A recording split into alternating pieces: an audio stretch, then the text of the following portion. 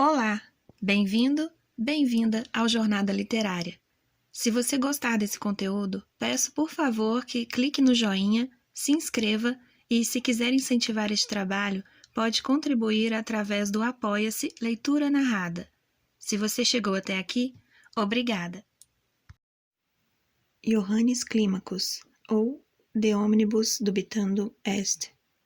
Tradução para o português: É preciso duvidar de tudo. Da editora Martins Fontes, primeira edição, de fevereiro de 2003. Leitura de orelha. É preciso duvidar de tudo. Abre aspas. Na cidade de H. Reticências, viveu há alguns anos um jovem estudante chamado Johannes Climacus, que não desejava, de modo algum, fazer-se notar no mundo, dado que, pelo contrário, sua única felicidade era viver retirado e em silêncio. Aqueles que o conheciam um pouco melhor procuravam explicar pela melancolia ou pela paixão sua natureza fechada, que fugia de todo contato permanente com os homens. Os partidários desta última hipótese, de certa maneira, não estavam errados. Enganavam-se, porém, ao pensar que era uma jovem o objeto de seus sonhos. Fecha aspas. Assim começa este extraordinário conto inacabado de Kierkegaard sobre as inquietações do jovem Climacus, arrebatado por uma insólita paixão, a paixão pela filosofia. Prefácio por Jacques Lafarge. Abre aspas. Minha vida foi produzir. Fecha aspas. É com essas palavras que Søren Kierkegaard, abre parênteses, 1813 a 1855, fecha parênteses, olhando, abre aspas, para trás, fecha aspas, como fazia tão frequentemente, caracterizou sua vida numa nota do seu diário de 1849. Afirmação justificada vindo de quem, 10 anos antes, estabelecera como objetivo, abre aspas, nenhum dia sem uma linha, fecha aspas, e, abre aspas, produção, fecha aspas, de acordo com a palavra de que ele tanto gosta, que assombra por sua amplitude, sua diversidade, a força do pensamento, a qualidade estilística. Considerando-se atualmente sua obra na totalidade, a partir do corpus dinamarquês tomado como referência, vê-se que ela é composta, quanto às, abre aspas, obras, fecha aspas, propriamente ditas, de 14 volumes, publicados de 1920 a 1926, quanto aos, abre aspas, papéis, fecha aspas, de 20 volumes, publicados de 1909 a 1948, e um volume de, abre aspas, cartas, fecha aspas, publicado em 1953. Em francês, há uma edição em 19 volumes, publicados de 1966 a 1984, que, a partir de critérios diferentes, fornece a totalidade das, abre aspas, obras, fecha aspas, e uma parte dos, abre aspas, papéis, fecha aspas. O texto aqui reproduzido, Johannes Climacus, ou É Preciso Duvidar de Tudo, foi publicado no tomo 2 dessa edição, pela primeira vez em francês em sua totalidade, imediatamente após a tese de Kierkegaard sobre o conceito de ironia constantemente relacionado a Sócrates. Esclareçamos inicialmente que se trata de um texto inacabado, encontrado depois da morte de Kierkegaard, ocorrida em 11 de novembro de 1855, entre os numerosos papéis que ele deixou. Apresentava-se sob a forma de 4 cadernos em quarto, com formato 169 por 208, reunidos por uma fita de seda azul clara e diversas folhas com as mesmas dimensões ou ligeiramente maiores. Este manuscrito foi publicado pela primeira vez em 1872, aos cuidados de Hans Peter Barfoot, abre parênteses, 1834 a 1892, secretário do irmão mais velho de Søren, Peter Christian Kierkegaard, então bispo de Aalborg, no norte da Jutlândia, no tomo 2 dos papéis póstumos. 40 anos mais tarde, em 1912, Peter Andreas Heiberg, abre parênteses, 1864 a 1926, fecha parênteses, e Victor Cour, abre parênteses, 1822 a 1948, fecha parênteses, reimprimiram-no no tomo 4 dos papéis. A nova e imponente edição, abre aspas, diplomática, fecha aspas, de todo o acervo manuscrito kierkegaardiano. Depois de serem enviados de Copenhague a Aalborg para os primeiros trabalhos editoriais, os manuscritos de Kierkegaard, e portanto aquele que ora nos interessa, foram depositados em Copenhague, na biblioteca da universidade.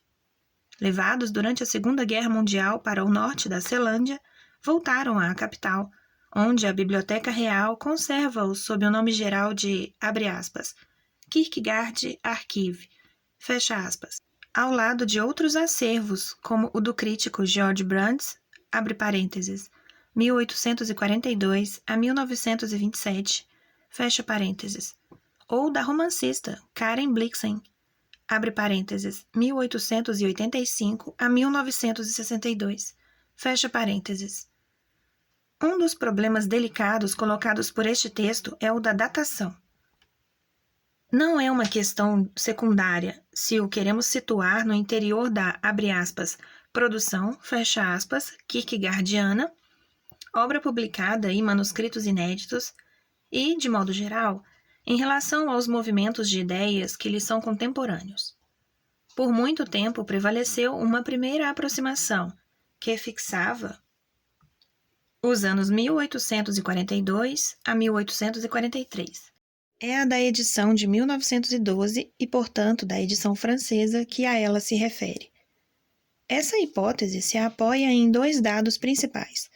De um lado, uma afirmação de Kierkegaard, datada de 1844, segundo o qual o Johannes Climacus havia sido iniciado, abre aspas, há 1 ano e meio, fecha aspas, numa época em que, está definido, o autor não havia lido Aristóteles, mas seguramente uma parte de Platão. Por outro lado, a alusão feita desde as primeiras linhas do texto a um certo inverno com temperaturas anormais, justamente o caso do inverno de 1841-1842. Uma outra hipótese, voluntariamente provocante como muitas das que ele emite, foi proposta em 1976 por Henning Fenger, desprezando os dois argumentos precedentes. Fenger tende a fazer recuar em alguns anos a datação tradicional e a situar a redação do texto no final da década de 1830. Mas, neste ponto, sua demonstração parece menos convincente que em outros, e, portanto, nos será permitido considerar mais verossímil a data numa obra recente por eminentes eruditos kierkegaardianos dinamarqueses, a saber, o ano de 1842. Mas, neste ponto, sua demonstração parece menos convincente que em outros, e, portanto, nos será permitido considerar mais verossímil a data numa obra recente por eminentes eruditos kierkegaardianos dinamarqueses, a saber, o ano de 1842. Entre as objeções levantadas por Henning Fenger, encontrava o emprego do tempo sobrecarregado de Kierkegaard neste ano de 1842. Examinar isto mais de perto permitirá, ao menos, situar o Johannes Climacus na, abre aspas, produção, fecha aspas, de seu autor. Pouco depois da morte de seu pai, Michael Penderson, em 9 de agosto de 1838, Kierkegaard havia publicado seu primeiro livro, em 7 de setembro, sob o estranho título Dos Papéis de um Homem Ainda em Vida, livro ao qual o romance de Anderson, apenas um violinista, serve de pretexto. Entretanto, ele prosseguia sua vida de estudante, sem deixar de viver com rara intensidade a relação amorosa com Regina Olsen, cuja mão ele pedirá em setembro de 1840. Mas, em 11 de agosto de 1841, Soren, então com 28 anos, devolve a Regina, então com 19 anos, seu anel de noivado e, sucessivamente, publica sua tese O Conceito de Ironia, em 16 de setembro e defende-a no dia 29, obtendo assim o título de Magister Artium. Rompe oficialmente seu noivado em 11 de outubro. Inicia então a redação de A Alternativa, começando pela segunda parte, trabalho que prosseguirá em Berlim, para onde parte em 25 de outubro e de onde voltará em 6 de março de 1842. Falta-lhe, então, finalizar a redação de A Alternativa, o que ele consegue no final de novembro, tendo publicado antes, em 12 de junho, um artigo, abre aspas, Confissão Pública, fecha aspas. O fim deste ano de 1842 é efetivamente sobrecarregado. Não esqueçamos que a alternativa terá 865 páginas, divididas em 2 volumes. Será ocupado com a correção das provas de impressão para uma publicação em 20 de fevereiro de 1843. Acrescente-se que, em dezembro de 1842, Kierkegaard havia começado a redação de 2 discursos edificantes, que aparecerão assinados com seu nome em 16 de maio de 1843. E deixemos de lado as notas diversas que se acumularam em cadernos ou folhas soltas.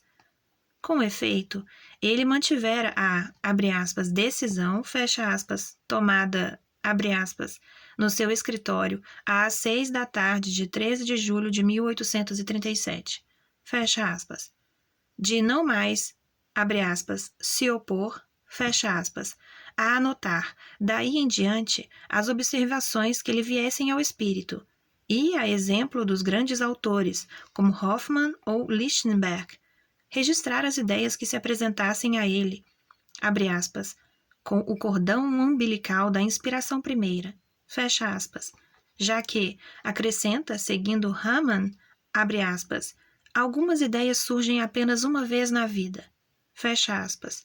Este apanhado rápido e bastante incompleto permite compreender melhor a que Kierkegaard fazia alusão ao escrever de Berlim a seu amigo Emil Boysen, abre aspas, eu escrevo impetuosamente, fecha aspas, abre aspas, sinto que se agita em mim, fecha aspas, e falava de seu, abre aspas, furor de escrever, fecha aspas. Sim, de fato, produzir foi sua vida. Em comparação com esse trabalho gigantesco de reflexão e leituras que essa reflexão supõe, em seguida da escrita e frequentemente de publicação, a redação, aliás, inacabada, não o esqueçamos, do Johannes Climacus, com algumas dezenas de páginas, não parece fora de seu alcance. Deve haver, certamente, em seu novo apartamento de Norregade, no centro de Copenhague, alguma escrivaninha em que ele pudesse se dedicar a escrevê-lo, pois sabe-se que ele tinha inúmeros trabalhos em andamento ao mesmo tempo, dispondo para cada um de um móvel regularmente provido de papel, tinta e penas. Mas prossigamos. Afora alguns escritos circunstanciais, a maioria das obras de Kierkegaard é fruto de lentas gestações, de maturações mais ou menos longas. Na maioria das vezes, os temas mais importantes foram esboçados muito antes, às vezes por ocasião dos primeiros escritos. Henri Bernard Vergote certamente teve razão em salientar na sua última obra, Lectures philosophiques de Kierkegaard, que neste ano de 1842, no qual situamos a redação do Johannes Climacus, Kierkegaard, liberado das obrigações universitárias, havia mudado seu método de trabalho e estava em condições de apreciar de um modo bem diferente os autores que lia em primeira mão. Ele o confessara a propósito no discurso do método. Além do mais, havia acumulado durante sua vida de estudante um capital de ideias e de reflexões de tal diversidade e de tal riqueza que o proveito, a nova utilização que agora delas faria, seria bastante facilitado. O Johannes Climacus, assim como outros textos, nos fornece um exemplo dessas asserções, o que nos leva agora a abordá-lo de forma mais precisa. Não, porém, para tratarmos de seu conteúdo, não o faremos, seguindo o conselho dado no Postscriptum, a fim de não nos arriscarmos a, abre aspas, omitir o mais importante, fecha aspas, ou, abre aspas, falseá-lo, fecha aspas. Além do mais, Kierkegaard referiu-se muitas vezes e com muito sarcasmo aos autores de prefácios para que, mesmo que não se trate aqui desses, abre aspas, autoprefácios, fecha aspas, de autor que ele visava, mas de uma simples apresentação feita por um terceiro, sejamos tentados a enveredar por este caminho. Tampouco resumiremos esse conteúdo. Aliás, para que serviria se o texto nos é dado aqui para ler? Devemos ainda nos lembrar do que Kierkegaard pensava dos autores de comentários que, em algumas linhas ou no máximo em algumas páginas, frutos de alguns minutos ou algumas horas de leitura, ousavam falar de obra tão volumosa e difícil que custou meses, até anos de trabalho. Para melhor ilustrar sua posição sobre estes críticos, suas leituras rápidas e parciais e seus julgamentos apressados, ele imaginou um dentre eles escrevendo, abre aspas, abri o livro e li. Abre apóstrofo. É preciso duvidar de tudo. Fecha apóstrofo. Devolvi a obra imediatamente, porque esta frase me aborrece com uma indecência, ainda que apenas sugerida. Fecha aspas. E, para não se arriscar a ser acusado da mesma falta, ao escrever o comentário, em 1846, de uma novela de Tommasini Gyllenborg, Duas Épocas, ele o fará num livro de 114 páginas. Não tendo nem a possibilidade nem o gosto de ser tão prolixos, nos contentaremos de jogar alguma luz sobre as condições da redação deste Johannes Climacus, ou É Preciso Duvidar de Tudo. Para começar, de onde vem o nome do herói dialético do texto, Johannes Climacus? É, sob sua forma latinizada, o nome dado a um monge grego do Sinai, que, por volta do ano 600, escolheu a vida de eremita. Na sua solidão, meditando sobre o sonho de Jacó, descrito no capítulo 28 do Gênesis, escreveu A Escada do Paraíso, ou A Escada Espiritual, que lhe valeu o nome. Abre parênteses. Clímax significa escada em grego. Fecha parênteses. Foi, sem dúvida, em 1839 que Kierkegaard descobriu a figura deste santo, enquanto estudava uma obra do teólogo alemão W. M. L. de Wet, traduzida para o dinamarquês por C. E. Scharling. Em 20 de janeiro de 1839, ele escreveu, abre aspas, Hegel é um Johannes Climacus, que não toma o céu de assalto empilhando montanhas sobre montanhas, como os gigantes, mas entra nele a golpes de silogismos. Fecha aspas. Desde o subtítulo, dado por Kierkegaard sob a forma latina De omnibus dubitandum est, nossa leitura é orientada para Descartes, já que a fórmula é tomada de empréstimo a seus princípios de filosofia. Hegel escolheu-a como marcando o início de uma, abre aspas, nova idade da filosofia, fecha aspas. Os hegelianos dinamarqueses haviam feito o mesmo, como John Ludwig Heiberg, abre parênteses, 1791 a 1860, fecha parênteses, acompanhados por aqueles que, sem serem hegelianos, como Hans Lassen Martensen, abre parênteses, 1808 a 1884, fecha parênteses. Pensavam que, em todo caso, seria conveniente situarem-se em relação a Hegel, ainda que para poder, abre aspas, ultrapassá-lo, fecha aspas. Kierkegaard, que seguira cursos de Martensen, também havia lido um artigo assinado por este em dezembro de 1836. Neste comentário de uma conferência de J. L. Heiberg, trata-se ao mesmo tempo de Hegel e de Descartes e, particularmente, do preceito É preciso duvidar de tudo. Kierkegaard já o havia evocado em 1838 no esboço de uma peça de teatro de título curioso, A luta entre a antiga e a nova adega de sabão. Drama, conforme define o subtítulo, abre aspas, heróico, patriótico, cosmopolito, filantrópico, fatalista, fecha aspas, em vários quadros. Entre os personagens, sublinharemos a presença de uma mosca, abre aspas, que hibernou durante inúmeros anos na casa do falecido Hegel e teve a felicidade de permanecer inúmeras vezes sobre seu nariz imortal durante a redação de sua obra Fenomenologia das Gestes. Por trás de seus aspectos cômicos, este texto, único em seu gênero na obra de Kierkegaard, anuncia temas que mais tarde serão desenvolvidos, e, primeiramente, no Johannes Climacus, como uma passagem sobre a dúvida no qual já é citado nosso preceito cartesiano.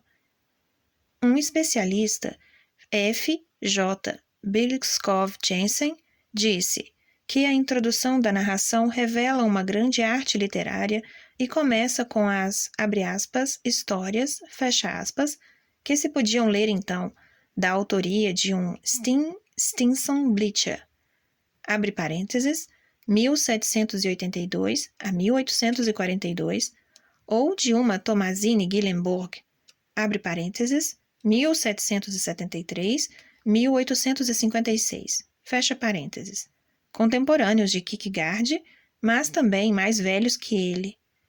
É verdade que a evocação da iniciação filosófica de Johannes Climacus, de sua infância, de sua juventude, que prosseguirá até a introdução da Pars Prima, se prestava, mais que as discussões que se seguirão, à escrita poética. Tratava-se, talvez, de páginas por muito tempo pensadas. Depois, por exemplo, daquele 2 de janeiro de 1838, em que Kierkegaard escrevia, abre aspas, eu gostaria de escrever uma novela. Um homem conta sua vida. Sua infância não lhe deixou nenhuma impressão. A compreensão limitada que tem dela permite-lhe ver unicamente o ridículo, até o dia em que, tornando-se professor de uma escola, abre chave.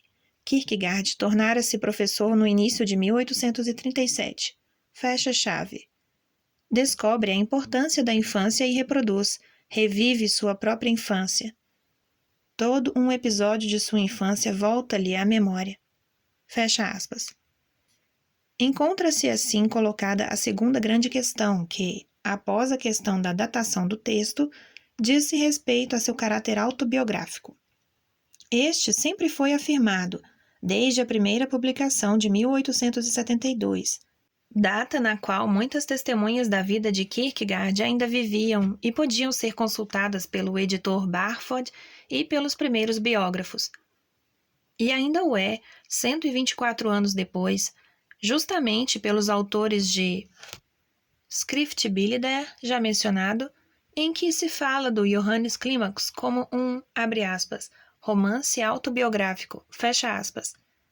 Certamente, com tanta frequência e por tanto tempo tratou-se de Kierkegaard, talvez principalmente na França, reduzindo a obra à vida ou procurando em demasia explicar a primeira pela segunda, que é compreensível a distância que às vezes se toma em relação a essas leituras biográficas. Mas há que guardar medidas e proporções, de modo que reconhecer aqui, como aliás em muitos outros lugares da obra em que Kierkegaard, com similitudes de expressão evidentes, evoca a formação de sua espiritualidade, dados autênticos, não é de modo algum negar que os fatos relatados sejam objeto de uma, abre aspas, transformação considerável em literatura, fecha aspas, como escreve Henning Fenger. Indiscutivelmente, Johannes Climacus é uma figura literária, uma das primeiras estabelecidas por Kierkegaard com tão grande arte e tanta força, num texto que, entre tantos outros, justifica a expressão de George Brandes, segundo a qual sua obra constitui, abre aspas, uma literatura, fecha aspas.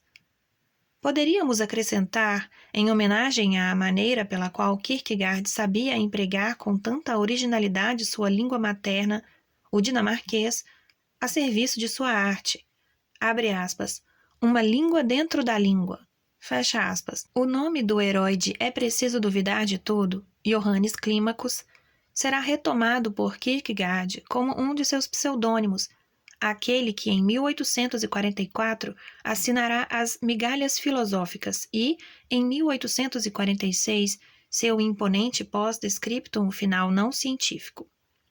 Ao publicar em 1849 A Doença Mortal e, em 1850, A Escola do Cristianismo, sob o pseudônimo de Anticlímax Kierkegaard, escreverá que, abre aspas, como indica seu nome, ele se opõe, coloca um termo, fecha aspas. E é verdade que a obra chega ao seu final, mesmo que belos textos religiosos ainda estejam para ser publicados, assim como os últimos escritos polêmicos de 1854, 1855. Esta apresentação se abriu com uma afirmação de 1849. Abre aspas. Minha vida foi produzir. Fecha aspas. Para fechá-la, impõe-se uma outra, que esclarecerá a primeira. Abre aspas. Sou reflexão do começo ao fim. Fecha aspas. Nós a encontramos numa obra que Kierkegaard redigiu em 1848, mas que, depois de muitas hesitações, ele não se decidiu a publicar. Ponto de vista explicativo da minha obra como escritor. Foi em 1859 que seu irmão, Peter Christian, promoveu sua publicação póstuma. Uma página especialmente evocadora disso. Não há necessidade de nenhum comentário. Deixemos Kierkegaard falar. Abre aspas. Não conhecia a imediatidade.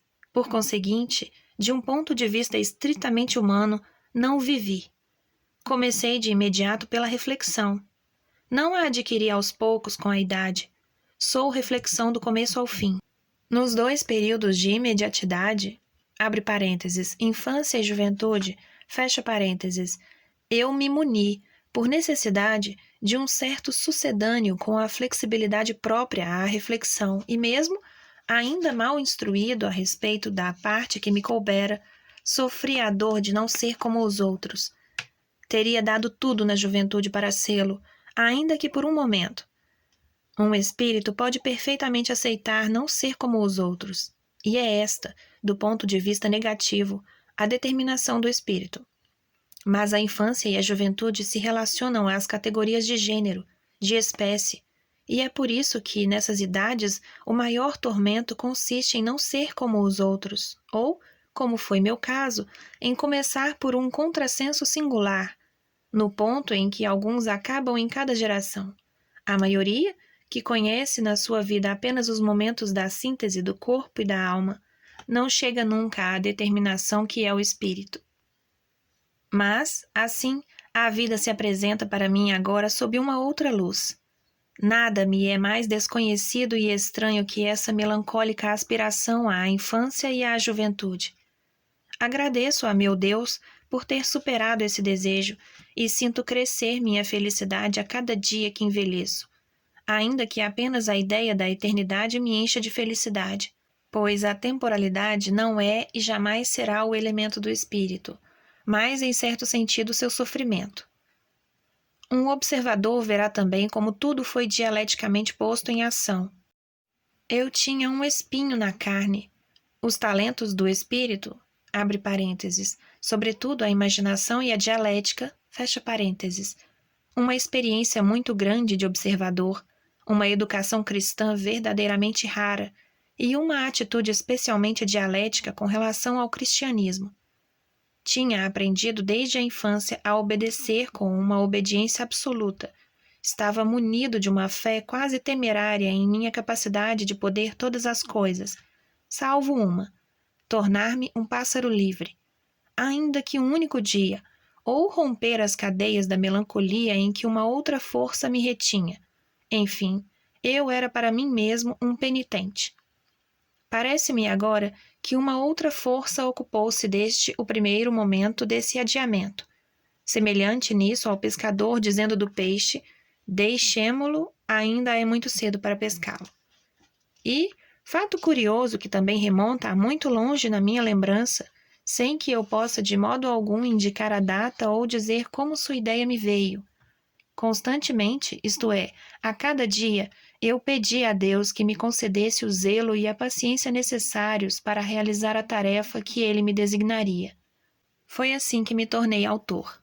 Fecha aspas. Epígrafe. Eu falo da dúvida verdadeira no espírito e não daquela que se encontra frequentemente quando, em palavras, diz-se duvidar, ainda que o espírito não duvide. pois não é o método que pode corrigi-la, mas o estudo da obstinação e de seu tratamento. Spinoza. Que ninguém despreze tua juventude. 1 Timóteos 4:12. Atenção, por favor. Há aquele que acha que a filosofia nunca esteve tão perto como agora de cumprir sua tarefa, isto é, resolver todos os enigmas, pode talvez parecer estranho, pretensioso e escandaloso que eu escolha a forma de uma narrativa em lugar de trazer, conforme as modestas possibilidades, pedras mais elevadas para coroar o sistema.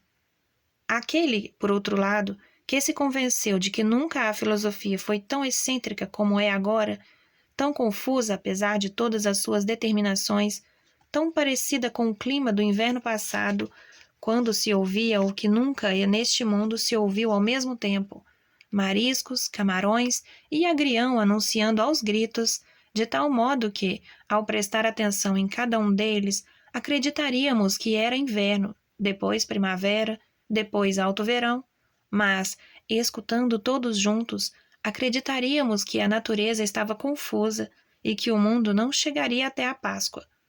Aquele, pois, considerará correto que eu, também na forma, procure contrapor a execrável falsidade que caracteriza a filosofia mais recente, a qual difere da antiga sobretudo por ter descoberto como seria ridículo fazer o que se diz fazer ou ter feito.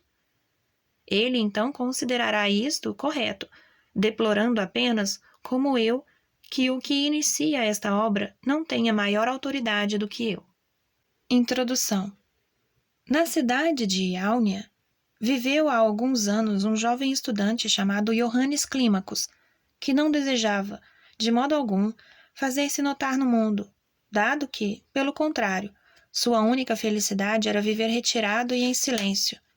Aqueles que o conheciam um pouco melhor procuravam explicar pela melancolia ou pela paixão sua natureza fechada, que fugia de todo contato permanente com os homens. Os partidários desta última hipótese, de certa maneira, não estavam errados. Enganavam-se, porém, ao pensar que era uma jovem objeto de seus sonhos. Tais sentimentos eram completamente estranhos ao seu coração e, assim como sua aparência exterior era delicada, etérea, quase transparente, sua alma, no mesmo grau, era por demais determinada pelo intelecto para se deixar cativar pela beleza de uma mulher. Estava apaixonado, ardorosamente apaixonado, pelo pensamento, ou, antes, pelo pensar. Nenhum jovem apaixonado, diante da passagem incompreensível na qual o amor desperta no seu peito, diante do relâmpago que acende na amada um amor recíproco, poderia experimentar uma emoção mais profunda do que ele diante da passagem compreensível em que um pensamento se encadeia em outro, uma passagem em que representava para ele um instante feliz da realização do que pressentira e esperara no silêncio de sua alma.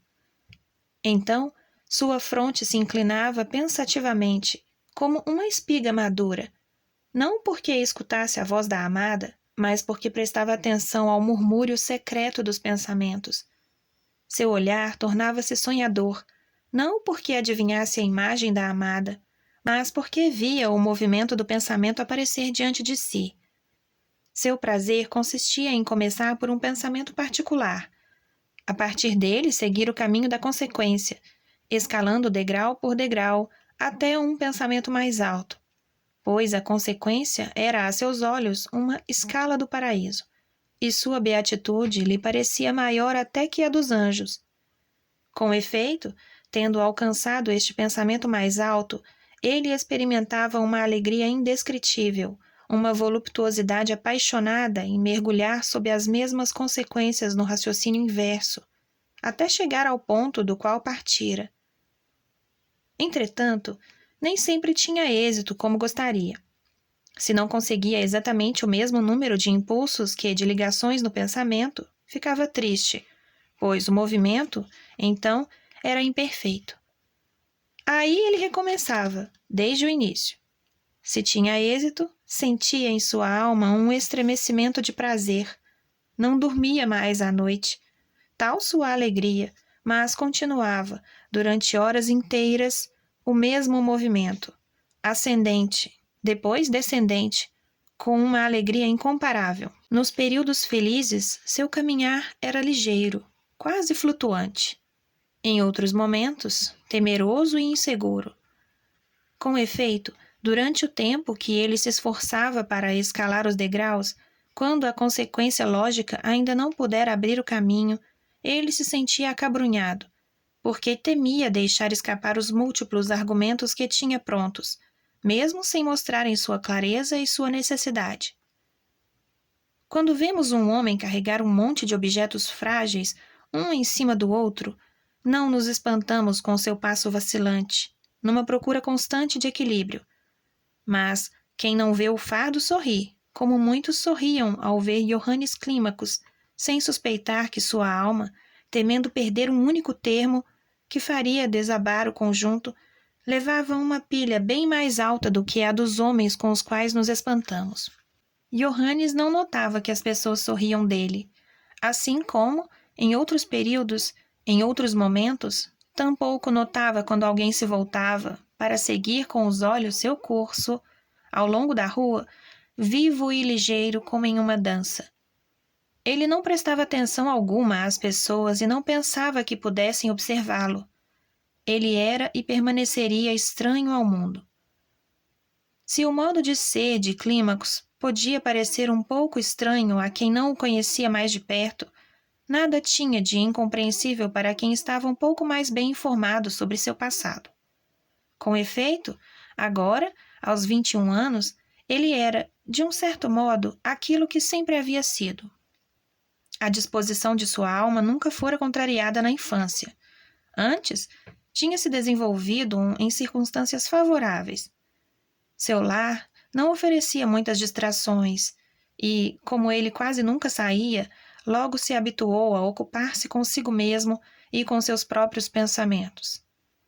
Seu pai era um homem muito severo, com aparência seca e prosaica, ainda que sob a vestimenta rústica escondesse uma fantasia ardente, que mesmo a idade avançada não conseguira atenuar. Quando Johannes, às vezes, pedia-lhe permissão para sair, recebia frequentemente uma recusa. Mas, às vezes, para compensar, o pai, com a mão, convidava-o a ir e vir pelo assoalho. À primeira vista, era uma compensação pequena. Contudo, assim como o casaco grosseiro, também escondia outra coisa bem diferente. A proposta era aceita, e Johannes ficava inteiramente livre para escolher o lugar do destino.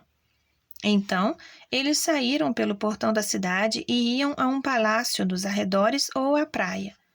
Ou passeavam pelas ruas, como Johannes quisesse, pois seu pai tinha um poder absoluto. Durante estas idas e vindas pelo assoalho, o pai descrevia tudo o que viam, cumprimentava os passantes e as carruagens cruzavam por eles com o estrépido encobrimento de sua voz. Os frutos das quitandeiras eram mais apetitosos que nunca. Ele relatava de maneira tão exata, tão viva, tão real até o mínimo detalhe tudo o que Johannes conhecia, de maneira tão minuciosa e evocativa o que desconhecia que ele, depois de meia hora passeando com o pai, estava moído de cansaço, como se tivesse estado o dia inteiro fora. Johannes logo aprendeu a arte da mágica de seu pai. O que antes ocorria de forma épica, agora passava a ser dramático. Eles conversavam enquanto passeavam. Se seguiam caminhos conhecidos, um controlava o outro para que nada fosse omitido. Se o caminho fosse desconhecido a Johannes, ele, enquanto a imaginação todo-poderosa de seu pai era capaz de dar forma a tudo, combinava utilizar o menor desejo infantil como ingrediente no drama que se desenrolava. Para Johannes, era como se o mundo passasse a existir, no decorrer da conversa, como se o pai fosse nosso senhor e ele seu favorito, autorizado a misturar suas ideias extravagantes como quisesse. Pois ele nunca era repelido. Seu pai jamais se perturbava, e tudo sempre satisfazia Johannes.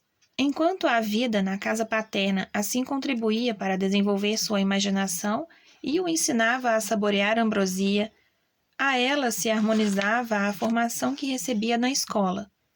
A elevada autoridade da gramática latina, a divina dignidade da regra, desenvolveram nele novos sonhos. Porém, ele simpatizava especialmente com a gramática grega. Por causa dela, ele se esquecia de ler em voz alta a obra de Homero, como costumava fazer, para melhor apreciar o ritmo do verso.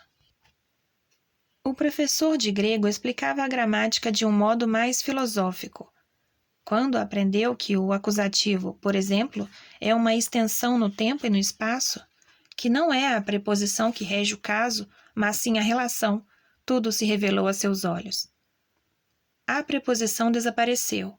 A extensão no tempo e no espaço apareceu à intuição como um quadro infinitamente vazio.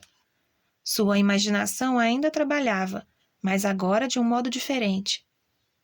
Durante os passeios, ele se alegrava observando o espaço pleno que o rodeava, jamais tão denso como ele gostaria.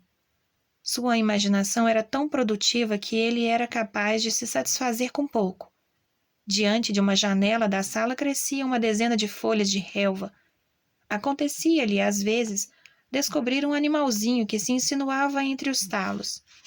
Essas folhas se uniam em uma enorme floresta, que, porém, tinha toda a densidade e escuridão que a relva tinha.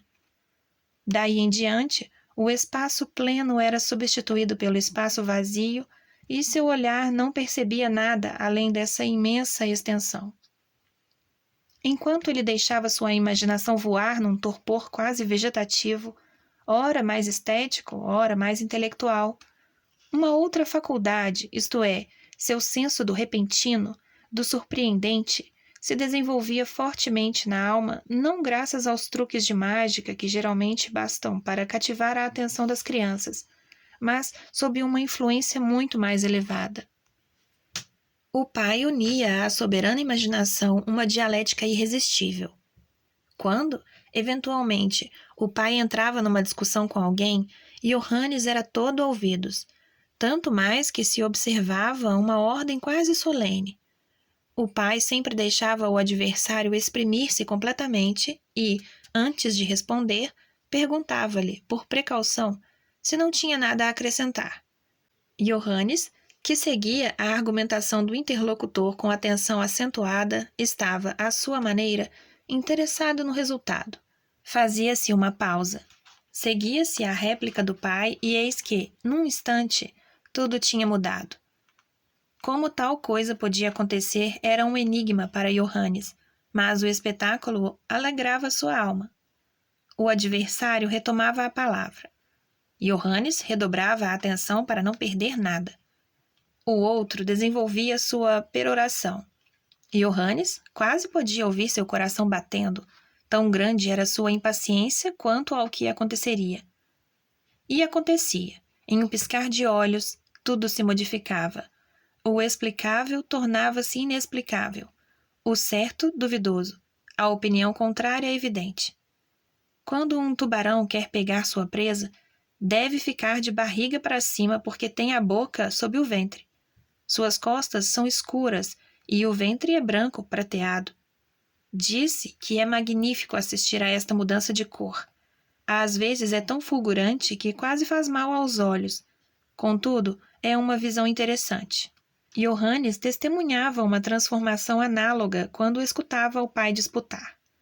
Ele esquecia o propósito do pai e do interlocutor, mas não esse estremecimento da alma. A vida escolar fornecia-lhe analogias. Ele via como uma palavra podia mudar completamente uma frase, como o subjuntivo, no meio de um período no indicativo, trazia um enfoque completamente modificado ao todo. Quanto mais crescia, quanto mais o pai se entretinha com ele, mais Johannes se tornava consciente desse fenômeno incompreensível. O pai parecia ter um entendimento secreto do que queria dizer e, portanto, podia, com uma palavra, confundir tudo. Quando o pai, não contente em refutar, fazia uma exposição, Johannes observava como ele procedia, como ele progressivamente chegava aonde queria chegar. Pressentia, então, que a razão pela qual o pai conseguira virar tudo de cabeça para baixo com uma palavra era que ele próprio devia ter deixado passar alguma coisa na sequência de seu pensamento. O que habitualmente os encantamentos da poesia e as surpresas dos contos de fada trazem às crianças, Johannes encontrava no repouso da intuição e nas reviravoltas da dialética. Estes foram seus divertimentos de infância, seus brinquedos de rapaz, seu prazer da mocidade. Assim, sua vida teve uma rara continuidade, que ignorou as passagens críticas que geralmente caracterizam os cuidados e o desenrolar de cada período. Johannes envelhecia sem deixar os brinquedos de lado. Estes brinquedos com que aprendera a brincar e que viriam a ser a ocupação séria de sua vida adulta sem perder nenhum dos seus atrativos. Uma menina brinca com um boneco, até este se transformar no amado, pois a vida toda de uma mulher é o amor. A vida de Johannes apresentava uma continuidade análoga, pois sua vida toda era pensar. Clímaco tornou-se estudante. Foi aprovado no segundo exame da universidade. Fez 20 anos e, contudo, nenhuma mudança operou-se nele.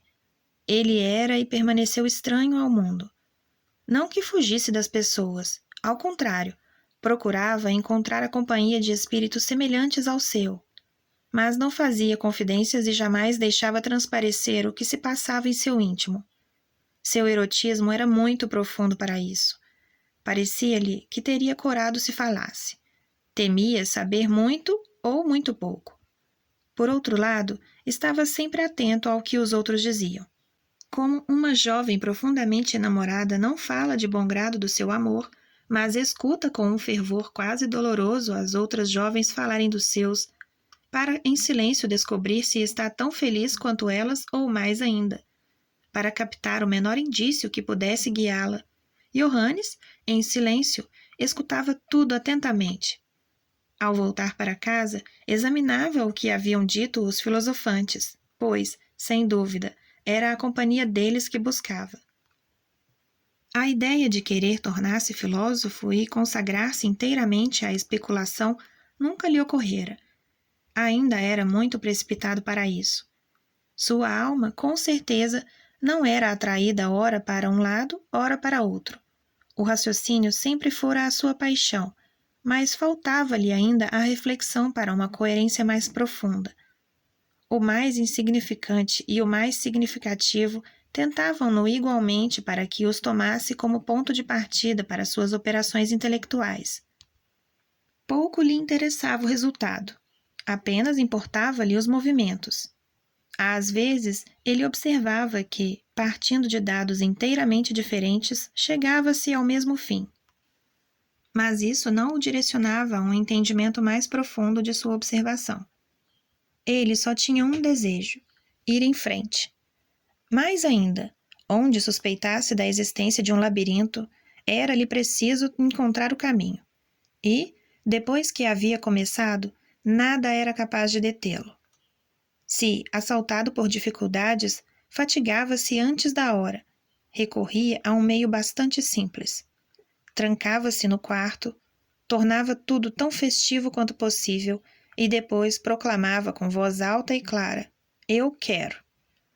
Seu pai lhe ensinara que podemos tudo o que queremos, e a vida do pai não havia desmentido a teoria. Esta experiência enchera Johannes e sua alma de um orgulho indescritível. Era-lhe intolerável pensar que, tendo a vontade para tanto, não fosse possível fazer algo. Certamente seu orgulho não era um querer impotente. Com efeito, depois de pronunciar o enérgico propósito, encontrava-se então perfeitamente disposto e propunha-se uma meta ainda mais elevada: atravessar o labirinto das dificuldades graças à sua vontade. Ele partia, cheio de entusiasmo, para esta nova aventura. Sua vida era, assim, uma aventura constante, embora não precisasse de florestas e viagens, mas tão somente o que já possuía, um pequeno quarto com uma janela. Ainda que sua alma cedo se tivesse aproximado da idealidade, sua fé e confiança na realidade não se enfraqueceram de nenhuma maneira. A idealidade da qual se alimentava era-lhe tão familiar, tudo se passava de modo tão natural, que ele se tornou a sua realidade, e ele esperava reencontrar esta idealidade ao seu redor, na realidade exterior. A melancolia de seu pai contribuiu para este estado de coisas. Era um homem extraordinário, fato que Johannes só percebeu no final. Que o pai o surpreendia, que ninguém o conseguia no mesmo grau, ele sabia, mas conhecia tão poucas pessoas que não podia estabelecer nenhum padrão. Que seu pai, humanamente falando, fosse alguém fora do comum, não foi em casa que Johannes descobriu.